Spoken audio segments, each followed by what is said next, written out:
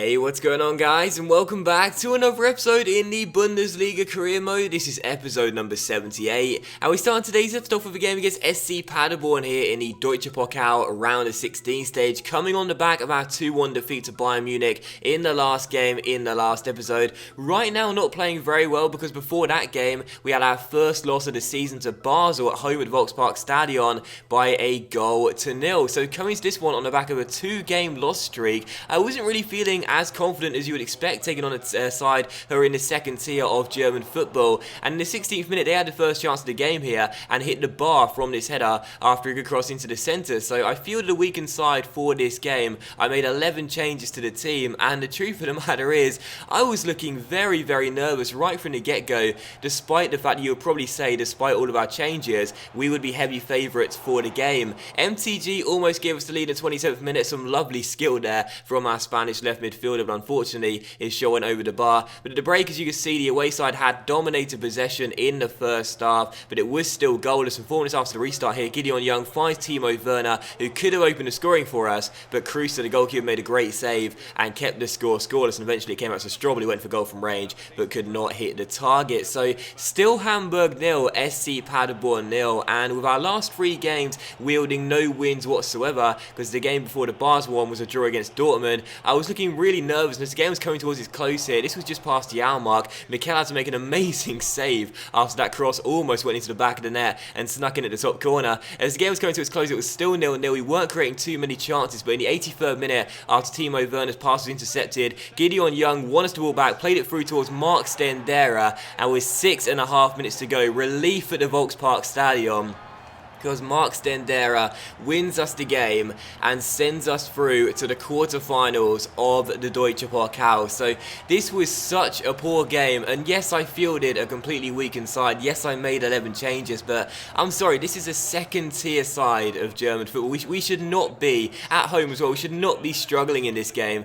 to overcome them. We should be beating them with ease, and to have to rely on Mark Stendera scoring a late winner with 6 minutes to go, I mean, that's really poor. So we celebrate the win come the end of 90 minutes. I'm glad to return to winning ways. Really pleased with that, don't get me wrong. We're still in the competition as we try and retain it after winning it for the first time last season. But, I mean, we only took 6 shots and only had 44 possession in this game. And it simply was not good enough. And right now, I don't know what's going on, but we're just not playing as well as we have been previously. Now, of course, last year we won the double and reached the Champions League final. And I think I've already said this season, that's not going to happen this year again. We're not going to be able to do that if we continue to play this way. And then following the game, how about this? Lewis Holtby, our captain, comes to us and says he's been speaking with his agent and he's helped me realise that his role at the club is not the one it was offered, and he's fuming at his role in the club. And I was like, Holtby, for goodness sake, mate, you didn't play that game because it's a cup game, and I fielded a completely weakened side. You've played 21 of the 24 games this season. That's the joint most amount of appearances in the entire club. How the hell can you possibly be disappointed with your role at the club? You're my captain. I made you captain. This is just ridiculous. Everything is falling apart here with Hamburg, and I don't know what's going on, because at the start of the season we had the Valente saga. We were worried, we were fearful, we thought we were going to lose Cesar. We managed to talk him round, agree a new contract with him. I thought that was the end of our troubles, but clearly not. Our captain's apparently fuming at his role for not playing 2 of the 3 games, which were cup games, and also a 3rd game too, which I can't remember which he sat out of. But it's ridiculous right now. Like, every single player is not performing to their level. We're not playing well, and I'm really worried right now, because again, that game against SC Paderborn just basically summed it all up for me. We won the game, but it was in no way convincing, and it should have been a very routine victory for us. So for our second game today's episode, we take on VfL Bochum here back in the Bundesliga. So returning to action in the league as we close out the first half of the season here in the Bundesliga, and we would open the scoring 15 minutes in through Angel Correa. And I said no one's been playing well this season, but this guy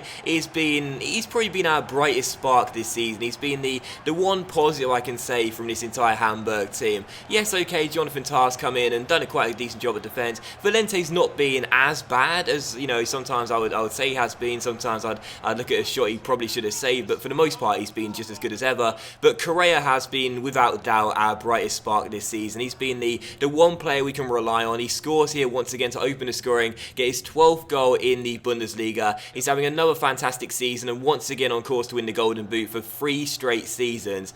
But, you know, he's been one of the very few players that's really done their job to the expectations I have for them, really. So he opens the scoring a really nice goal. Lovely Berber spin and a great finish as well. So Hamburg 1, VfL Bochum 0. The away side had a chance there from that header, which went wide of the post, and then Correa's header went wide of the post here just before the break. This is the score at the half-time break, 1-0 to Hamburg, and also the score at full-time as well. We got 0 chances in the second half, and the game finished as a 1-0 victory for us. So delighted to pick up another clean sheet, delighted to pick up another 3 points, but again, another performance where I analysed it come the end of the game, and those stats you saw at half-time were the exact same stats at full-time. It was just absurd, it really was. We created absolutely nothing in the second half, and it's just such a huge fear for me this season, it really is, because we're just not scoring enough goals. And I know I say that every single season, in every single series, but I really feel as though at some point we surely have to start scoring more goals, because Correa, I keep on thinking there's no way he can be the only player that keeps scoring the goals, but he's carrying the load on offense, he really is.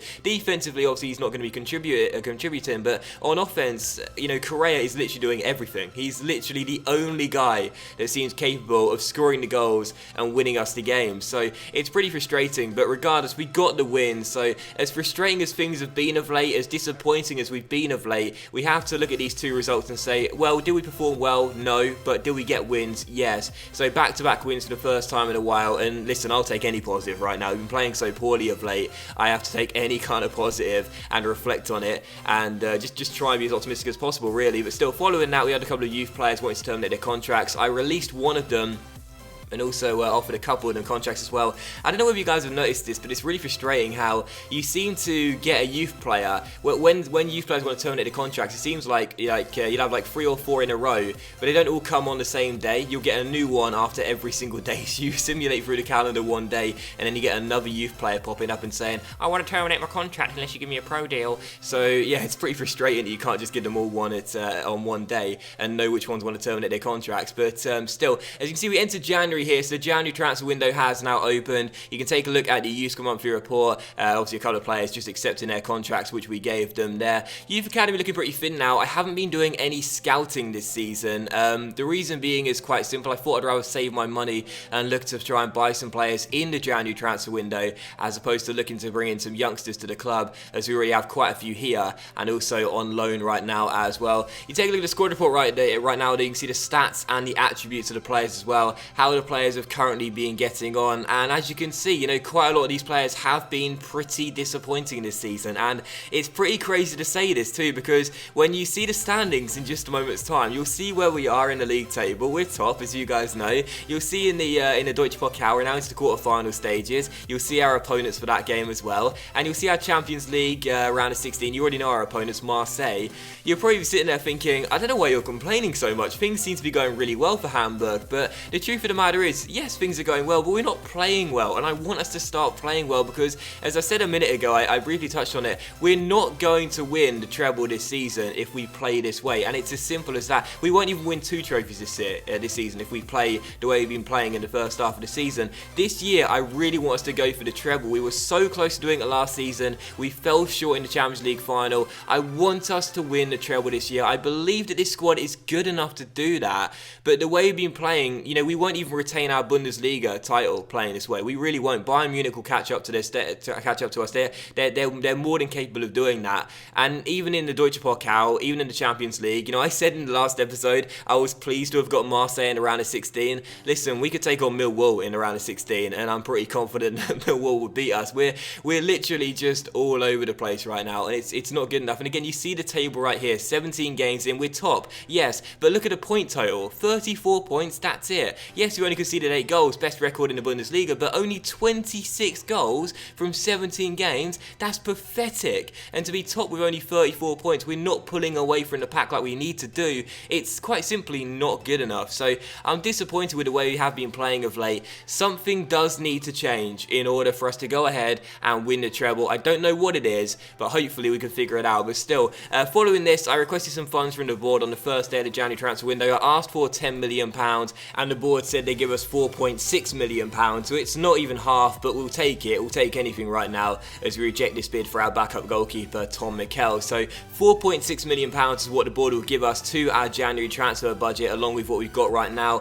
It's not going to help us sign a big name, obviously not. So if we are going to sign a big player, we're going to have to sell one of our first team players, and because of the way we've been playing of late, I'm definitely not against doing that. Now, of course, quite a few players have been underperforming this season, but a couple of players have been playing well. There are some names that, of course, I just quite simply do not want to sell regardless of what fee, like Angel Correa and Cesar Valente, but there are a few players I'm looking at in my squad right now and saying I wouldn't be against selling them to raise the money to bring in a better player to possibly influence us and make us a stronger side, to make us a stronger side, and to just give us a bit more belief, really. So we got a couple of bids here, one for Maximilian Meyer and one for Angel Correa. We of course reject the bid for Correa straight away, he's going nowhere, but for Maximilian Meyer, he's played pretty well this season. In fact, I'd say right now, halfway through, he's having his best season in the Hamburg shirt. But Lyon came in with a bid of £23 million. I asked them to match £35 million because I thought I wouldn't be against selling him if we can raise that amount of money. He may only be 23 years old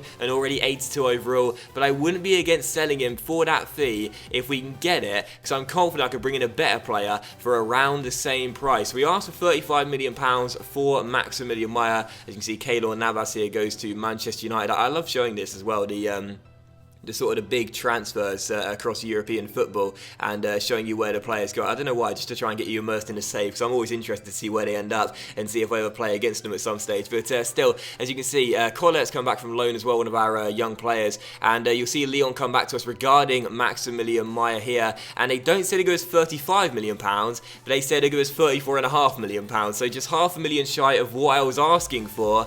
And of course, because of that, I thought, you know what, he's been playing pretty well this season, but for £34.5 million, I'll take it. So Maximilian Meyer is going to Lyon. We're going to sell our attacking midfielder. He's been one of our better players this season. I've said it before, I said just a moment ago as well. He's probably playing his best football in a Hamburg shirt so far. But for £34.5 million, adding to the £9 million we currently have right now, I'm pretty confident we'll be able to find a better replacement for him. And maybe, just maybe, that is the change that will help us become a stronger side, a better side, particularly when going forward, help us score more goals. I guess we'll have to wait and see, but still, you can see Meyer goes here to Lyon for £34.5 million.